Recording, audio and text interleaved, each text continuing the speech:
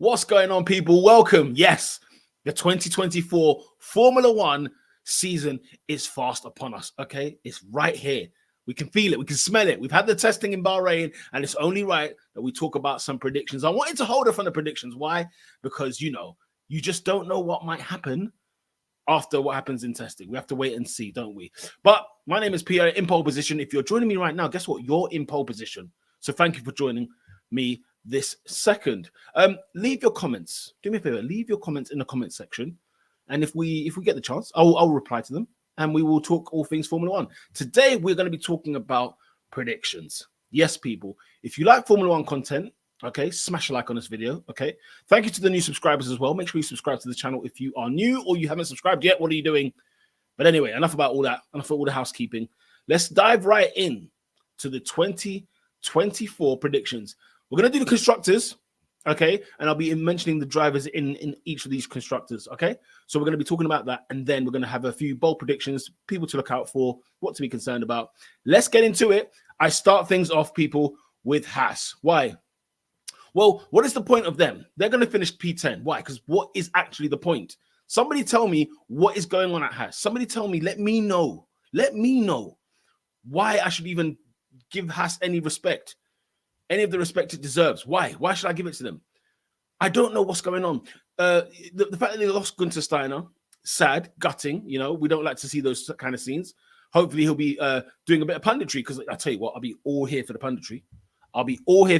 No doubt about it. But yeah, Haas have just been this team that is just a lull. They've just been going through the motions year in, year out. We've got an owner who doesn't want to invest in the team because he sees that there's no point investing in the team. I understand if you're going to invest money, like heavy money, right? And even Magnussen said this, unless we start putting, like, being serious, unless we start actually showing some glimpses of, improvement, where if you put some money, it will take us to the next level. Like for Gene, he looks at it as, if I put money in, we're not going anywhere. So I understand why he's very reluctant, but then don't be here.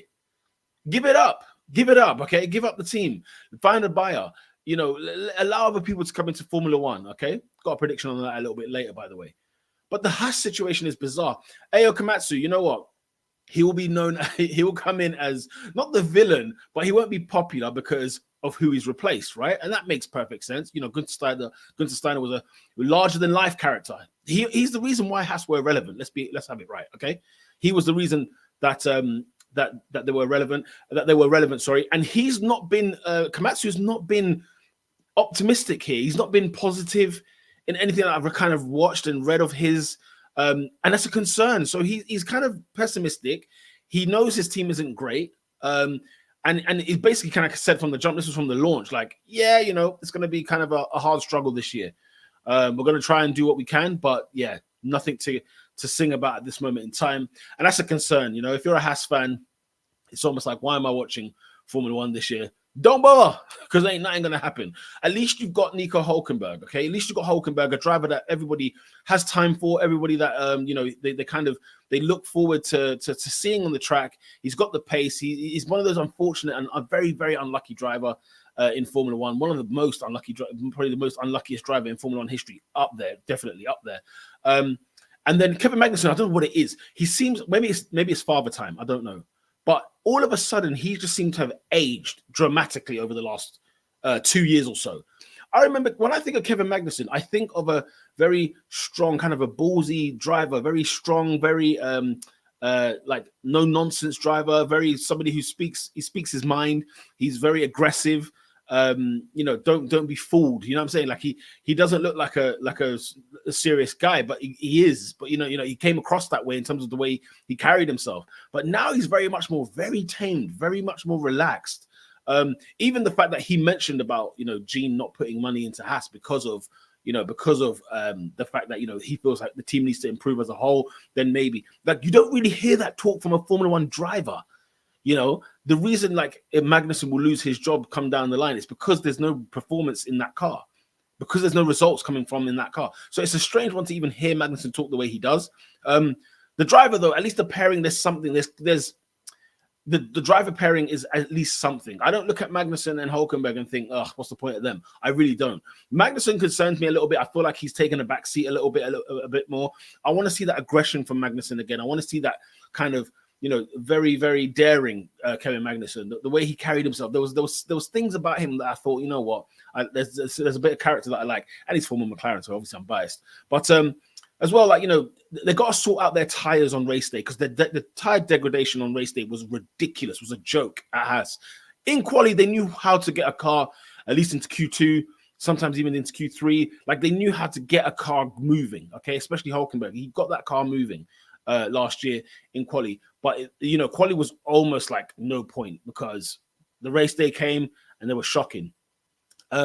But yeah, they need to sort out their tires for sure. They need to absolutely sort that out once and for all. No Gunther Steiner there, so people are not going to be loving Haas at all. At all. P9 in the constructors, Sauber, Kick, Stake, F1. I don't know what you guys are going to call it this year. I'm going to probably call it Sauber. Kick might sort of knock around, because it's being said quite a lot on broadcast on different media outlets. But look, this is another team that is very similar to Haas, a team that I have no ambition for, a team that I don't look at and think, yeah, you know what, something can happen here. Not really feeling it. The only thing to talk about with this team is the name and the livery. And even the livery ain't all that. I know people, there was potential, wasn't there? Because you saw the sort of the limelight green, the highlighter green, Illuminous, whatever. You saw that and you thought, okay, there might be something here. Let's have a look. But the black is just mainly carbon, obviously, So we've got a carbon car with a few highlights. So that don't fill me with anything too tough. The name is horrible. So that's really the only thing to say. And I look at Valtteri Bottas and I just think he gives me that Kimi Raikkonen vibe in his latter years. I'm getting that, Valtteri, but I don't know. I don't know what's happened to him. Where did Valtteri Bottas go? Where is the Williams Bottas or the early Mercedes Bottas? Like, where did that guy go? And don't get me wrong, the start of last year, from what I remember, Alfa Romeo were pretty decent in terms of pace. They seemed pretty good. And it just seemed to evaporate. It just seemed to go. I don't know where it went. But yeah, P9, I can't see these people scoring. Zhou Guanyu, this is an important year for you. Hopefully the Chinese Grand Prix will stay. And at least we can see a Chinese driver at a Chinese Grand Prix. Happy days, all in the fields, good. And hopefully we can see what kind of drive Zhou Guanyu can actually provide for us this year. But yeah, both drivers have not lit up any trees. They've not excited me. They've not lived up to, albeit small potential, but even the small potential, I haven't really got like a grasp of the Sauber team. There's always that team, or even teams in a season where you just look at it and think, oh, why are you here? Why are you even here? So yeah, I have no real like hype for Sauber. And what's crazy is I think the driver pairing at Haas is better than Sauber. And yet, I'm not really filled with emotion whatsoever. Now, concerning here, P8, Williams. Williams seemed to be on a trajectory last year where you thought, hello, welcome to the stage, okay? Welcome back at least to the midfield. They were at the end of it, but at least they were in the midfield somewhat. But I feel like, I don't know if they've entered testing and they seem surprised at the jump everyone else has made. Couple of things. I mean, Williams turned up with the car a little bit late, by their own admission, because they wanted to, really, really maximize everything they could in the winter testing, over the winter, obviously, and with the wind tunnel and stuff like that. So James, I'm almost calling James Key. James Vowles was almost very much like, look, we want to squeeze everything we can, take it to the track at the end. Let's see what happens. And obviously, when you take a car quite late, they had a few issues in testing, a few like little nooks and crannies that they can sort out. Don't get me wrong, but it was things that you don't need to happen. I mean, if they're going to happen, let them happen at testing, but they don't get enough mileage in the car to know, okay, what kind of car have we got for 2024? Alex Albon, phenomenal driver. Logan Sargent, we need you to improve. We need you to do something, okay? But Alex Albon's sort of interview, he was talking with Ted Kravitz in the Notebook on day 3. And he seemed a little bit concerned. He was like, we looked like looking at, our margins and our gains. And he spoke about, how they've made gains, they've made margins. However, for some strange reason, he was surprised at how big the other gains were from other teams. you always think, well, Alex, I'm not being funny. Like in Formula One, everyone will put on gains. Now, whether Williams did a large gain and then they're even still more surprised by the other teams, okay, that can happen. But he seemed a bit surprised, and that is a little bit of a concern for me. And P8 is quite far down. I mean, they scraped P7 last year, right? So P8 is probably not that crazy.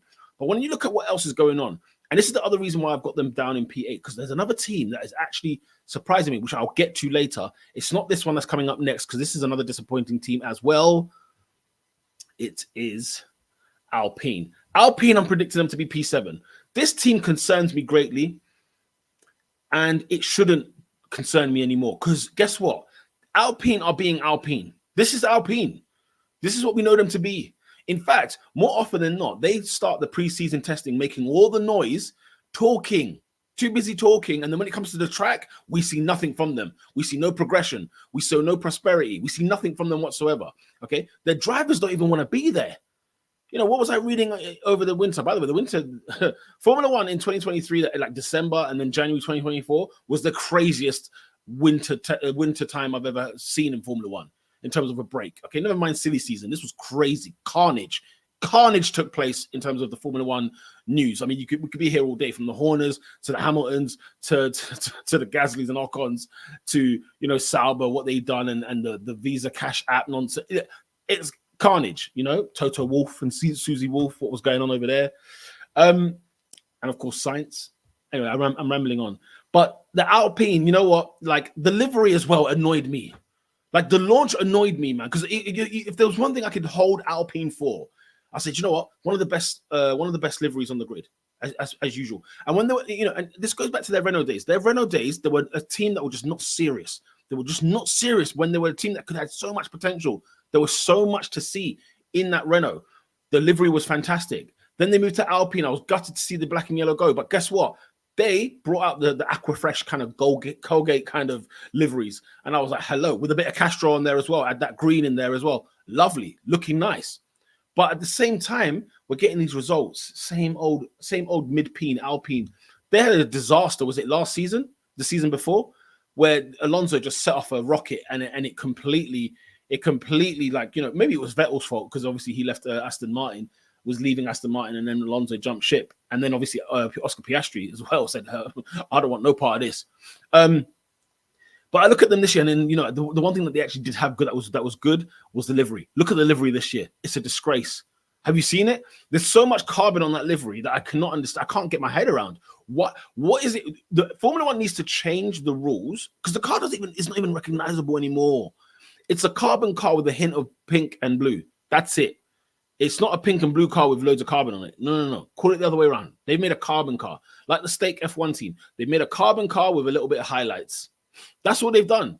Ocon and Gasly don't even want to be there. What I will say this though, in terms of looking at the season ahead, I will be intrigued to see the battle between Ocon and Gasly this year. Why? Because I think Gasly, correct me if I'm wrong, people, Gasly closed that gap, or at least matched Ocon last year. That's a worry when you consider Ocon's got such experience in that car. By far would be the team leader kind of thing, would be the number one driver at Alpine. But then Gasly, no mug, by the way, won a race. He's won a race with the AlphaTauri. No mug, of course, but he's come in there and kind of matched him. And I wonder this season, will Gasly overtake Ocon this season? And if he does, Ocon's in big trouble. Ocon's been linked with the move to Mercedes, obviously with what's going on with Mercedes and what happened with Hamilton in 2025. So Ocon's obviously, I think, had close ties with Toto Wolff, with Mercedes throughout his F1 career. Never mind thinking about Mercedes, Ocon. What you need to do is cement yourself this season ahead of Gasly. I worry for Ocon. I like Ocon. I think he's a very underrated driver. I think he's unpopular, but I don't exactly know why in particular he's unpopular. Driving style is a bit aggressive, don't get me wrong, but it's Formula One. You need some aggressive drivers on the grid, okay, in order to be serious in life. But yeah, Alpine, that's the only thing that I'll be watching for. Other than that, I'm not intrigued because this team's a total mess. It's an absolute shambles and always has been. Last year was a disaster. Like PR-wise, they're a disaster. They're a walking disaster. They are almost the Ferrari. And you know, let me be fair to Ferrari, because they've not been that crazy of late, even though they're recruiting Hamilton, right? Which isn't a bad deal. But you know, they had Carlos Sainz. You know what's going on. But you know, the Alpine have been like the Ferrari of the midfield, where in terms of the PR, in terms of the shenanigans, the noise, the news. For once this season, Alpine, let me ask you this: can you just be quiet? Can you just stop? Yeah, just stop making noise, and let's see what happens. But I don't have any high hopes for them. P7 is where I think they'll finish. Guess what? RB though, the Racing Bulls, the livery that you see behind me here, guys, I put them to predict P6 ahead of Alpine. That's a big problem for Alpine, by the way. But the RB guys, I know you're thinking, wait a minute. Listen, guys, do not forget how they finished last year. Chasing, hunting down Williams. Williams were absolutely like bricking themselves towards the end of last season. And I think they were just so glad that the last race was Abu Dhabi, because I think it suited their car more than it did suit AlphaTauri at the time last year. But I'm sorry. I think this team, RB, the connections with Red Bull are still there. Yeah, let's not kid ourselves, okay? Very heavily there. Some argue that even the livery, the car, is actually the copy of RB19 last season. And if that's the case, then what are we actually doing? You know, what are we doing here? But the RB looks good.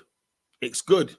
And in testing, they look pretty good. Ricciardo, pretty happy to be back in Formula One. Yuki Tsunoda, pushing. He had a good season last year. He had a very good season where people were rooting for him. They were rooting for him to do well. Because I think there was a moment in his career when he was like, we were loving that. We were all invested in that Yuki coin. We were invested. And then it kind of fell off. It kind of petered out a little bit. Excuse the pun. But I think that, you know, last year he really did hold himself accountable. He did very, very well last year.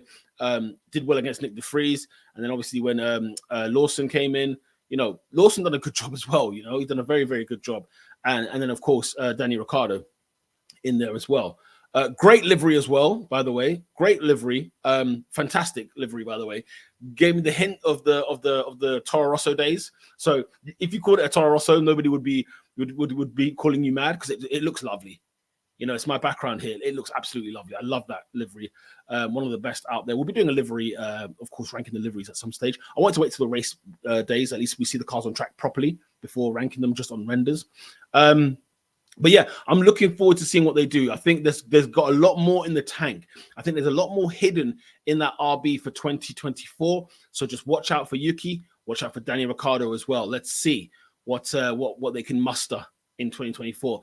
In P5 in the constructors, Aston Martin. I'm going to go with Aston Martin. I've got them P5 because I'll be honest. Let's just cut to the chase. Stroll will hold them back.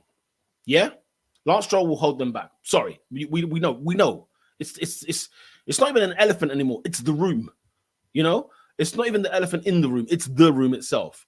Yeah, I genuinely think that. I genuinely think that they're not serious. This team. You know, of course, you know, Daddy Stroll, he's got to look after the son and everything else, and that's all well and good. But you've got to at least, if you want to fight for. Lawrence Stroll comes out with this hype of like, I'm here to be the best in Formula One. We're here to be number one, nothing else. You have to do something quite drastic, Lawrence, for you to believe me. And I don't believe you'll drop your son. Your son is what's holding you back, because your son doesn't. He's got the talent, and I would like to say he still has the talent, but I don't know. At some point, you just got to say, do you know what? He's not cut out for this, and maybe it's just a wasted seat, in my opinion. No disrespect to Lance Stroll here, no disrespect whatsoever. I like Stroll when he's on it, because when he's on it, guys, he actually impresses. He actually does well, and I think the starts of his season always start off pretty well, and then he kind of like tails off towards the middle and the end of the season. But Fernando Alonso, guess what he's going to be doing this year? All he's going to be doing is putting out that CV. He's going to make sure that the CV is strong heading into 2025, because Mercedes are without a driver for 2025 at this moment in time. You know, what will happen at Red Bull with the Sergio Perez situation? Obviously, Carlos Sainz is around in the market as well, looking for a seat. So who knows? Who knows what the Audi will look like when they rock up in 2026? You know, what's Fernando going to do? Because he's flirting. He's raising the skirt up just a little bit so you can have a little peek at the kneecap. You know, you can see a little bit of thigh. Other than that, it's like, you know, that's as much as he's showing. He's letting you know there's three. What did he say? Like 3 world champions in Formula One right now. One of them is on the market in 2025. Like, come on, one of them it was at the end out of their contract at the end of this year. You know, he's flirting. And I can only assume that Fernando, I mean, the guy makes me sick in a good way. But yeah, it's a weird one with Aston Martin in general, because obviously they came out the blocks flying last year. They did some upgrades. It kind of went the wrong way last year. So who knows what kind of year they're going to have in 2024. We have to wait and see. But yeah, I got them P5 because I just don't think they're good enough to crack into the top 4. In the top 4, though, this ain't good. This ain't good for who I'm going to call out next. Mercedes, the Mercs. And the first reason off the bat, without even talking about testing or anything like that, out of the gate, guys, we're probably not paying enough attention to this, but Lewis Hamilton deciding to leave at the end of 2024 should be a huge concern. This is the biggest Formula One news in Formula One history. I'm just going to come out and say it. This is like Lionel Messi joining Real Madrid. This is like Cristiano Ronaldo joining Barcelona. Thierry Henry, imagine if he joined Manchester United. Like, this is big. This is huge, right? And don't get me wrong, I'm not saying it was underplayed. I'm not saying anything of the sort. But Mercedes, yeah, Hamilton's got to be leaving for a reason. I do not believe that he will leave a title on the table. If he thought he could win it at Mercedes, I don't think he leaves that title on the table to go and join Ferrari and see what happens. There's something he knows. Whether that was discussed in December or discussed in January, I think he saw first glimpses of the new car and he said, hang on a damn minute. I'm out of it. I'm out of it. Or Fred Vasseur in Ferrari came through with a speech. I said, yo, Lewis, I've got something for you, my friend. You see 2025 or 2026? The car that we are about to launch, your 8th World Championship will come here. You know, I don't know how we spun it. But Hamilton now is saying, it would be like a fantasy one day to join Ferrari. It would be cool to drive for Ferrari. He's bought Ferraris in the past, and when he was a McLaren driver, and like all of this stuff is coming out in the woodwork, right? But we all know this was a fantasy dream. Now, don't get me wrong. Can somebody, if there's one driver in Formula One that could probably pick his seat, Lewis Hamilton could just decide, I'm going to McLaren, and McLaren will do something and say, okay, fine, we'll get him in. People will move. Ferrari did it. Right? They've done it themselves. They said, listen, we will move heaven and earth. We will get Carlos Sainz out of here for you. Okay? But what does this mean about Mercedes anyway, to the point? I don't believe the car is good enough. And in testing, they didn't really show their hand, in all honesty. I think there is more to see from Mercedes. I think there's more to come from Mercedes. Toto Wolff's a little bit more reserved, a little bit more, not really spilling too much. Everybody's talking about their front wing. I think they don't mind that attention being there, about a legit front wing. They don't mind that attention being over that side. I wonder what's going on with that car, though, really and truly. And they got Allison back as well, so we'll see what happens in that sphere, see what's going on over there. But yeah, something's interesting that's happening. I like the way that they didn't show their hand in testing, because you got to play the game. I know one of the teams that always shows us what's going on is Ferrari, don't they? In testing, especially, they always let us know, yeah, we're going to be fast. And then people like Red Bull and Mercedes are just taking notes. Bear in mind, last year, did Mercedes not finish second in the constructors last year? And the Mercedes was awful. Let's be clear. Mercedes was awful. But this year, I don't know. Not because it's going to be bad Mercedes, but I think it's going to be other teams I think are going to improve even more, And even as I speak now, as I think about it now, I might even change this prediction. You know what, guys? Screw it. I'm changing this prediction. Mercedes, you're going to go P3 on the fly, guys. Do you know why? Because I just don't believe Ferrari. I don't. I genuinely do not believe Ferrari in 2024. Mercedes, I'll make sure I put here's the banner. Mercedes P3 now, Ferrari P4. And that's because the pace is real. The pace is there.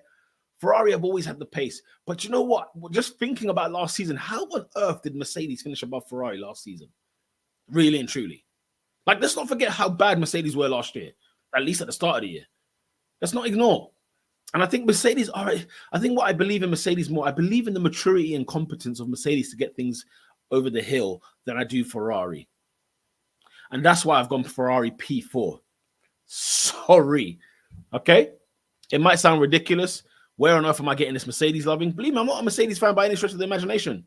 None of the drivers for me, listen, I'm a McLaren man through and through, okay? I care about McLaren, and that's about it, all right? But I think Ferrari, I just don't believe them. They've had this pace for 2-3 years now. What have they come to show for it? All I see is poles. You know, Peter on poles. That's what I'm seeing. I'm not seeing race wins. Okay, Carlos Sainz got one last year. He got one the year before. Charles Leclerc got one in 2022, was it? You know, talk to me. Talk to me, people. I don't, you know, Charles Leclerc is fast. He's bloody good. He's really, really good. He's quick. And the polls say more about Charles than they do. You know, the fact that he has pole positions shows me that he's a very fast driver. The fact that there's not enough wins conversion, that I don't think is necessarily solely on Charles. He can have some blame, of course, maybe 10%. But the strategy and the reliability of that Ferrari has always done something to make me think, wait a damn minute, what's going on with this team? You know? And it also makes me question, Hamilton, why?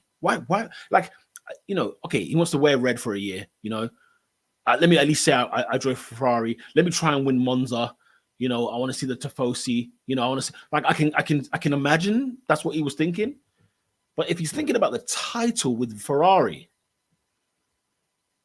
but then the case might be made, well, he ain't winning it with Mercedes. So what's the difference? Okay. At least Ferrari has the pace, right? They have the pace.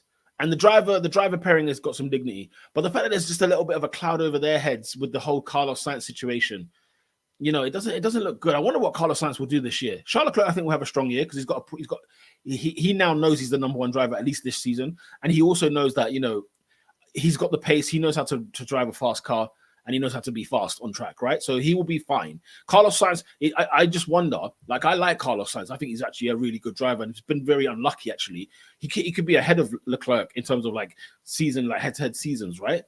But I just sort of wonder, like, where's his head going to be, you know? I'm sure he's disappointed. I'm sure he's absolutely distraught about it, you know? So I have to wait and see with Ferrari. Not entirely sure, but at least their two drivers will give them some dignity. So let's jump to P2, because remember, P4 now is Ferrari, P3 is Mercedes. P2, people, we're going to go with McLaren. Yeah, man, I'm excited, guys. It's a biased show today. I can't lie. But nonetheless, McLaren, for me, will be reaching P2. Why? The boys are good. The drivers are good. Oscar Piastri, season number 2. Okay, he had about over 100 laps in testing. Okay, overall, fantastic stuff for him. Good to get the knowledge. Piastri is a good learner. He goes into the situation and he looks and he learns off not just his own team, off his own situation, off his own, like, you know, his the staff and personnel at McLaren, but he looks at other people, especially Max Verstappen. If you notice, he takes the same kind of race lines with Max Verstappen. He goes through the same kind of drills as Max Verstappen, right? He's somebody who watches, and he's very, very, I think, very, very precise, very, very clever, very intelligent. A very, very, is it humble? Is it mature? I don't know what the correct term is, but he's a very, like, mature, I'd say. He acts like a very matured Formula One driver. Somebody who's going to be learning a hell of a lot whilst he's at McLaren, okay? And whilst he joins into Formula One. I mean, he already made a correct decision leaving Alpine and going into McLaren, right? He already knew, you know, that's check number one. He's won a sprint race last year. I can see him doing some bits this season. I can see Lando Norris. Lando Norris, for me, as a McLaren fan, and for McLaren fans out there that know how good Lando Norris is, it will be business as usual. Let's get some race wins this season. Let's finally get over that hurdle, because at least fighting for those podiums, the podiums for McLaren have to be minimum. They've got to be minimum in 2024. I think 2025 is when they can actually try and get in the boxing ring with Red Bull. But I think this year, if they can get them consistent podiums, overall consistency over time, which I think McLaren are very, very good at, and McLaren are very, very, especially Stella, credit to Andrea Stella, very good at seeing what the issues are and then addressing them. You know, he notices what the problems are and they address. Zach Brown, on the other hand, is bringing in money to McLaren, like money he can't even fit in his pockets. Okay, he's lost so much weight. Okay, the guy he's got money coming into this team like crazy. Remember, this is a team that was letting go of staff during the pandemic. They were letting go of staff. McLaren, you know, big boy McLaren in Formula One, letting go of people. This time round, he manages to bring the P's back. There's not a sponsor you can't find on that McLaren. That car is going to be tattooed all season long. And don't you worry, there's plenty more to come. The combination of Zach Brown and Andrea Stella is fantastic. The same with the combination of Piastri and Norris. fantastic. One of the best on the grid there. So I've got full hope for them this year, and I believe that they will get a race win this season. I'll tell you who exactly later on. And number one, of course, Red Bull, because simple as this, Max Verstappen got enough points last year to win the constructors on his own. And guess what? I think he will do the same thing again this year. 24 races, I think he will win at least 17. Which is wrong. It's just wrong, isn't it? It's wrong. But, he will win a good chunk, maybe even 20 races this year. He might break another record. He'll be chasing records this year. That's all that will be on his mind. Forget the championship. The championship's in the bag for him, it looks like, already. They built another car, another beast. Adrian Newey, what are you doing? What are you smoking over there? What's going on? He's built something. It looks like Robot Wars. I mean, you look at the car, it looks like absolute Robot Wars. It looks like a massive Trojan. It looks phenomenal. It looks crazy. It looks like a beast. It looks crazy.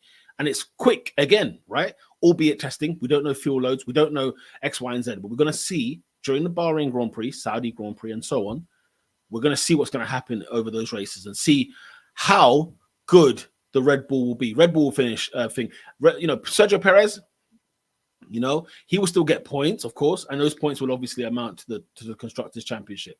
Okay. The only thing I pray and hope on as a McLaren fan and as a Formula One fan, actually, to be fair, let's have some reliability issues. Okay. Let's have some mixture of winners in 2024. Okay. This idea that there was only three race winners last season, Max, Sergio, and Carlos Sainz. We can't have three. We need more. Let me know your thoughts in the comment section. Who are you predicting to finish where in the Constructors' Championship? Are mine good? Are mine terrible? Haas 9, Sauber 9, Haas 10, Sauber 9, Williams 8, Alpine 7, RB 6, Aston Martin 5, Ferrari last minute change, Ferrari number 4, Mercedes number 3, McLaren number 2, and Red Bull number 1. Let me know your thoughts in the comment section. Who you think will be, what order of constructor will you have? And of course, I believe Max Verstappen, by the way, it goes without saying, Max Verstappen will be your Formula One world champion in 2024. 4 years in a row, it will be like the days of Sebastian Vettel. Remember those days? Which team or driver should we look forward to in 2024? Now, for me, I'm looking forward to the RBs. I could have put McLaren in this, but I think McLaren,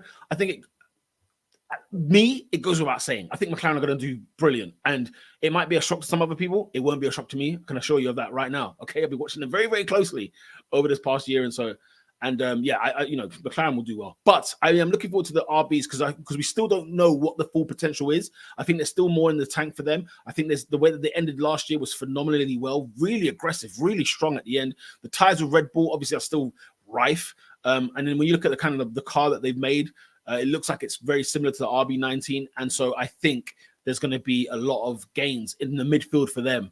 I'm not saying they're going to crack into the top 4 or anything like that, or even challenge Red Bull, whatever. But I think the midfield is about to have a rude awakening. Okay. And the name will be RB. I think RB you have to look forward to in that. And the drivers as well from them as well. I'd say the drivers more so in terms of looking forward to Sergio, Lando Norris and Oscar Piastri. I'm looking forward to those two because I think they're going to do something really big this year. I think they're going to do some big things this season. Those are the people that I'm looking forward to in 2024. The team is RB. The drivers will be Lando Norris, Oscar Piastri. Oscar Piastri more so. If I had to choose one driver, Oscar Piastri is who I'm looking forward to the most. Okay. The team that I'm going to be concerned about and driver team, let's start off with Alpine. Like I said, if the RB is finishing ahead of you with the Aston Martin ahead of you, you were once the P4 team, right? Renault, Alpine. You were the P4 team trying to crack into the top 3. Now look at you. I think you're going to be in the middle of the midfield, if not near the end. What's P7? Is that the end? Because P8 is Williams. Williams not really a midfield team. They're ahead of the back markers, aren't they? So the Alpine will be the back of the midfield. That's not good. So I'm concerned for them this year. And I'm concerned for Sergio Perez. This year because it's last year, at least it was just a tie between Verstappen and Perez, and it wasn't even a race, was it? It wasn't really a challenge, right? But this year, I think there's a Leclerc in town you've got to look at. There might be something with the Mercedes going on, maybe a Hamilton or a Russell to look at this year. There's a Carlos Sainz who's got a race win under his belt as well from last year, right? And the years before. Oscar Piastri and Lando Norris. You can't sleep on those two drivers.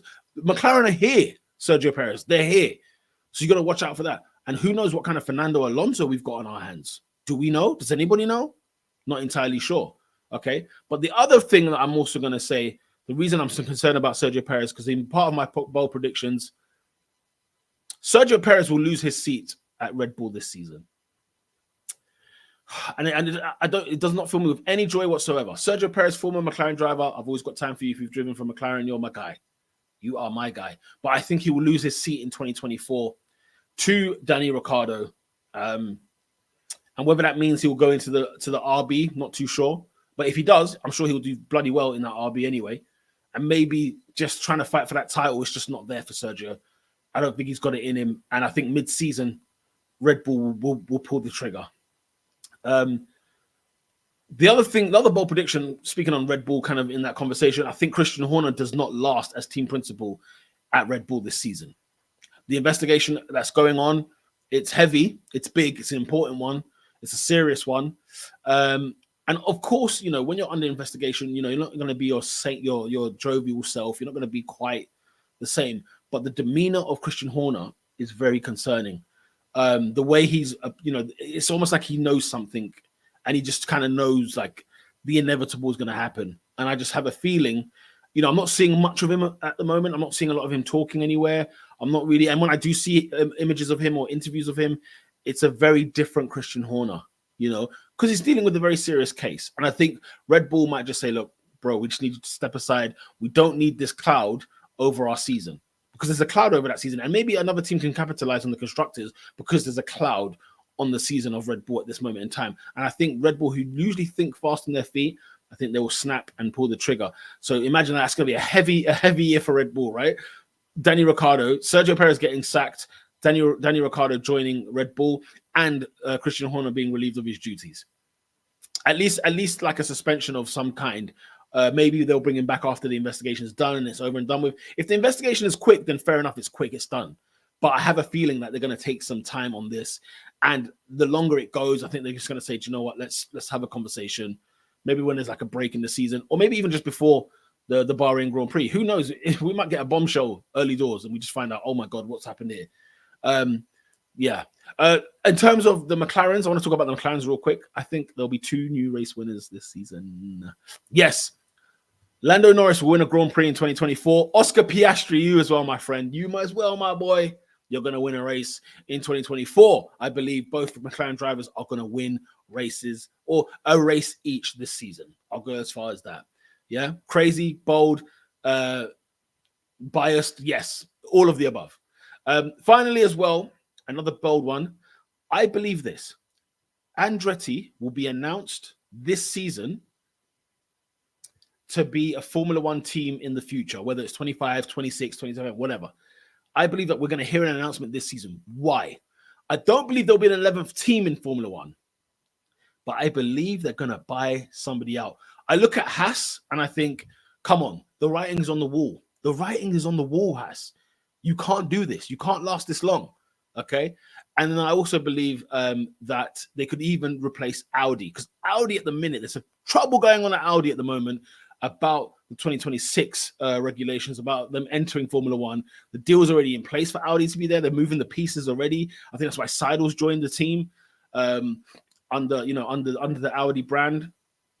But I have a feeling if it all goes up in the air, then I think we could see Andretti having to poach. Andretti, you've just got to do it. You've got to be ready to buy the teams out, because as far as Formula One is concerned, as far as the teams are concerned, they don't want 11. They don't want another piece of the pie being cut, which is a shame. But you've got to wait for like the new Concord agreement or whatever the case may be. Why wait that long? Look at the situation at Haas. Have a word with Gene, your American compadre. Okay, have a word with him. Say, listen, if you don't want this, let me take the reins, right? Or if you look at the Audi situation, if Audi dropped the ball before getting into Formula One, and it's not beyond reasoning. Teams have done this before. We've seen Haas not even turn up to when they were supposed to turn up the first year. They turn up the next year, right?